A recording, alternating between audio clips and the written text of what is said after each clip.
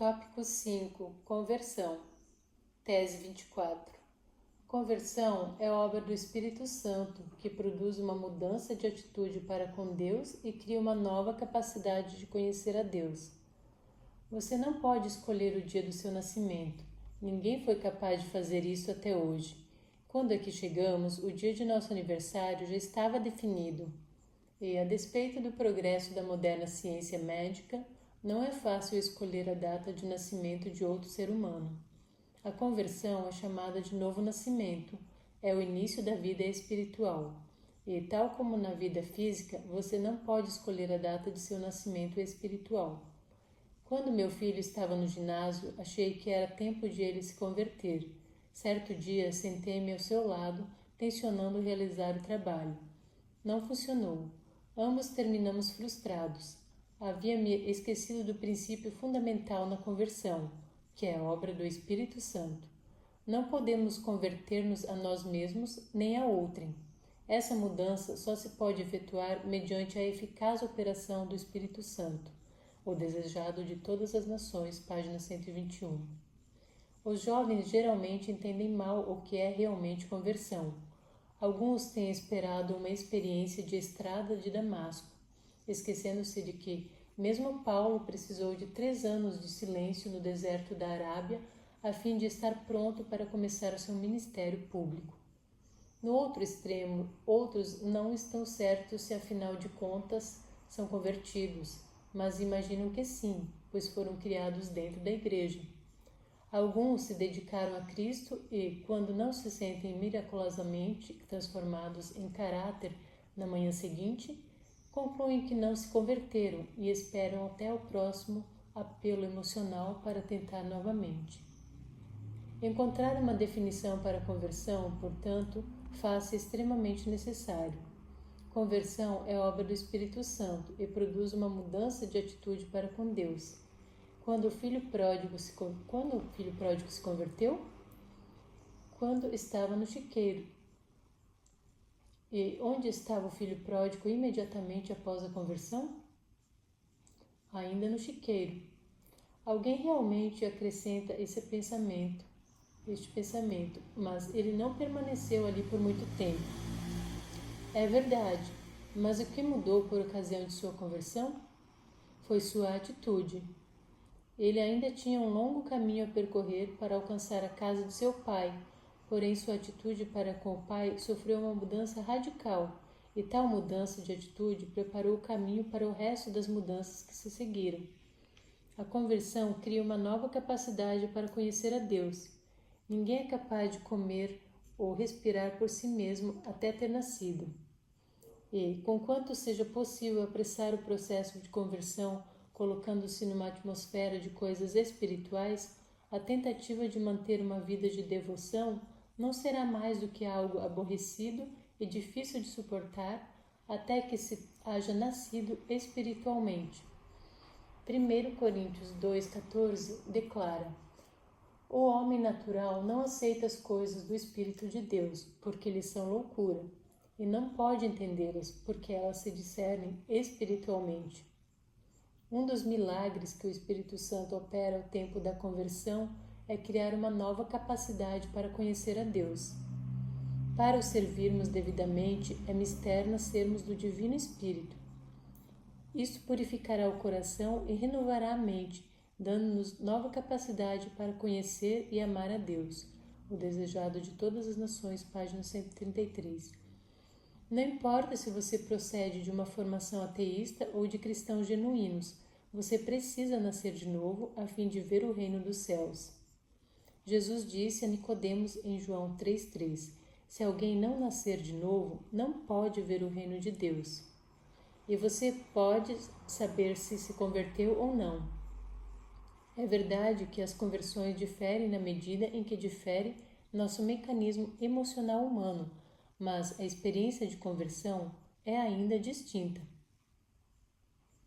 Pouco a pouco, sem que o objeto dessa obra tenha talvez consciência do fato, produzem-se impressões que tendem a atrair a alma para Cristo. Estas se podem causar meditando nele, lendo as Escrituras ou ouvindo a palavra do pregador. De repente, ao chegar o Espírito com um mais direto apelo, a alma entrega-se alegremente a Jesus. Você já teve essa experiência repentina?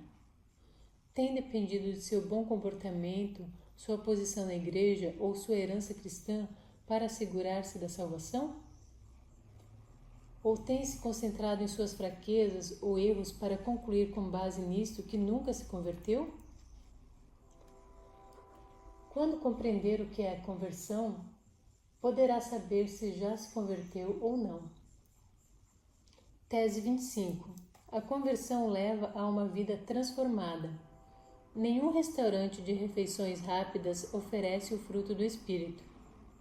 O crescimento espiritual leva tempo. A parábola de Jesus comparou o desenvolvimento espiritual ao físico. Primeiro a erva, depois a espiga e, por fim, o grão cheio na espiga. Marcos 4:28. Apenas ir a Jesus, sem crescer nele, envolve um processo. O primeiro passo é o desejo de algo melhor. Podemos nem mesmo reconhecer esse desejo como tendo que ver com Deus. Podemos simplesmente desejar um carro melhor, ou um emprego melhor, ou uma média de notas melhor. Mas Deus colocou dentro de cada coração a busca de algo mais. O segundo passo em ir a Cristo é obter o conhecimento do que é melhor. Mediante a Escritura, mediante o testemunho de outros cristãos, mediante a operação do Espírito Santo no coração, aprendemos sobre o plano de salvação, a resposta de Deus para o vazio do coração humano. O terceiro passo em ir a Cristo é a convicção de que somos pecadores. Convencemos-nos de nossa condição, não meramente de nosso comportamento pecaminoso. Ao termos conhecimento do amor de Deus, reconhecemos quão pouco valor lhe temos atribuído. Reconhecemos que temos vivido independentemente dele. Consideramos nossa condição desesperada e percebemos nossa necessidade de sua salvação. O quarto passo em ir a Cristo é a percepção de que somos impotentes para fazer seja o que for quanto à nossa condição. Os jovens, especialmente, podem permanecer durante anos vacilando entre o passo 3 e o 4, reconhecendo que são pecadores, mas não admitindo ainda que não podem ajudar a si próprios a sair de sua condição. Finalmente, esgotamos nossos próprios recursos. Quando constatamos nosso desamparo, há somente uma coisa a fazer: desistir. E isso se soletra assim: submissão. Como já fizemos observar, não podemos levar-nos próprios ao ponto de submissão. Mas quando Deus nos traz até aí, nós próprios tomamos a decisão de submeter-nos a Ele. Caminho para Cristo, página 18. Descreve o milagre da conversão ou o novo nascimento. Disse o Salvador: aquele que não nascer de novo, não receber um novo coração, novos desejos, propósitos e motivos que conduzem a uma nova vida, não pode ver o reino de Deus. Não perca de vista essas palavras, que conduzem a uma nova vida. Isto tudo não se passa da noite para o dia.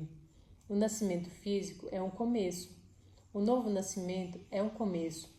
Não é uma completa mudança de padrões, de vidas, de hábitos, mas é uma mudança completa de direção. Já passamos tempo considerando como os discípulos continuaram por 3 anos e meio lutando com alguns dos mesmos problemas antes de finalmente encontrarem a saída rumo à vitória. Jacó submeteu-se a Deus em Betel, mas isso foi 20 anos antes que o ponto crítico de sua vida, junto ao Jaboque, o trouxesse ao fim de sua dependência de si mesmo.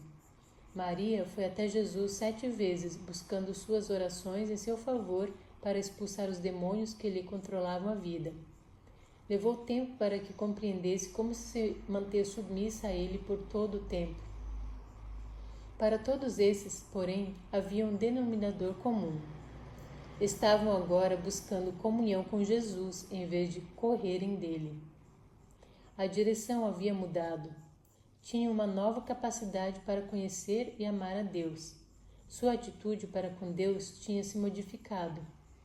E, ao prosseguirem a buscar a Jesus, o processo de crescimento e maturidade realizou seu trabalho e sua vida foi transformada. A Ciência do Bom Viver, página 454, nos diz: as preciosas graças do Espírito Santo não se desenvolvem no momento. Ânimo, fortaleza, mansidão, fé inabalável, confiança no poder de Deus para salvar, são adquiridos mediante a experiência de anos.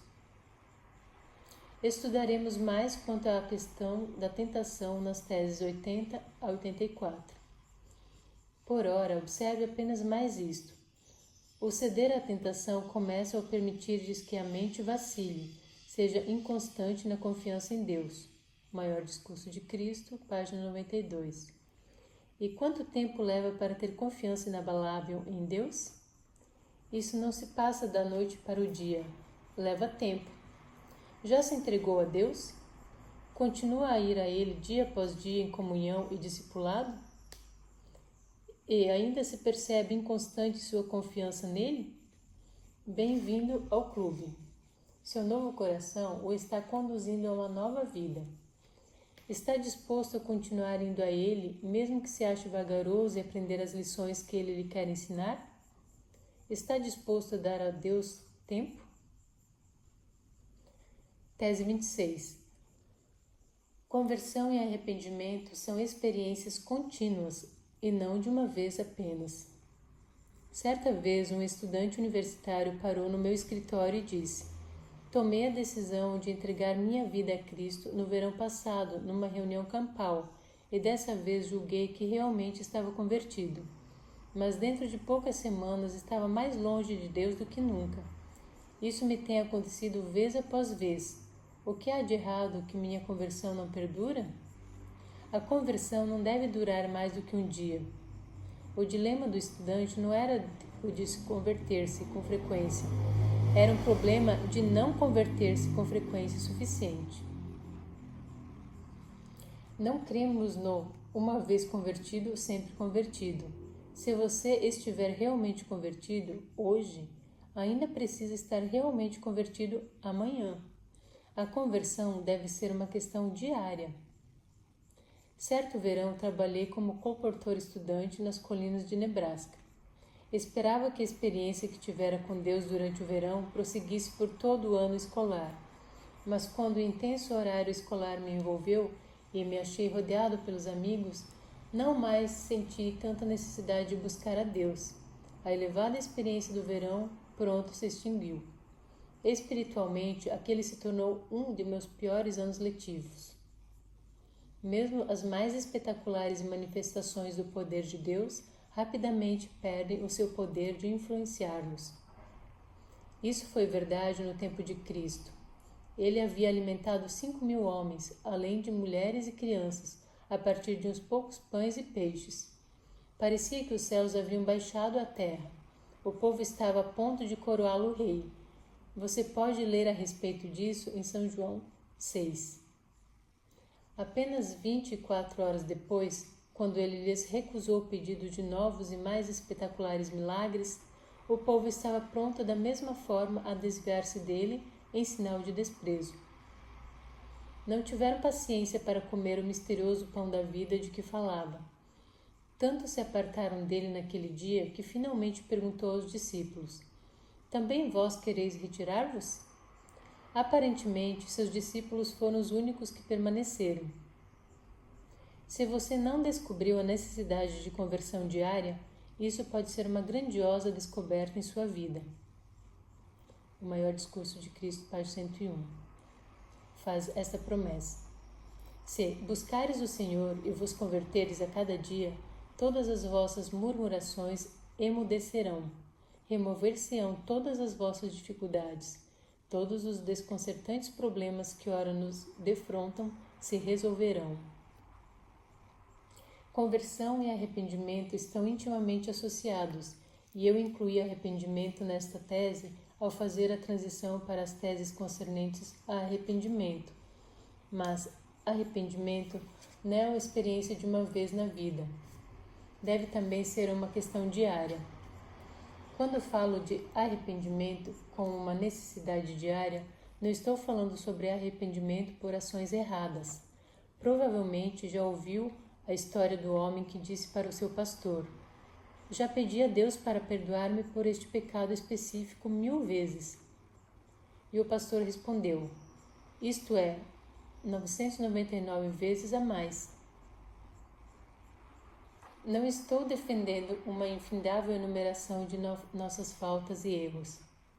Deus prometeu que se confessarmos os nossos pecados, Ele é fiel e justo para nos perdoar os pecados e nos purificar de toda a injustiça. 1 João 1, 9. Em vez disso, estou falando sobre arrependimento no sentido descrito em Atos dos Apóstolos, página 561. Nenhum dos apóstolos e profetas declarou jamais estar sem pecado. Homens que viveram o mais próximo de Deus, que sacrificariam a vida, de preferência a cometer conscientemente um ato mau, homens a quem Deus honrou com divina luz e poder, confessaram a pecaminosidade de sua natureza. Este é o arrependimento de que se necessita diariamente, o arrependimento operado por um renovado reconhecimento de nossa condição pecaminosa que torna a graça de Deus uma necessidade. Este é o arrependimento do qual é dito: a cada passo para frente em nossa experiência cristã, nosso arrependimento se aprofundará. Você é convertido? Você está convertido hoje? Você foi a Deus em busca de arrependimento hoje?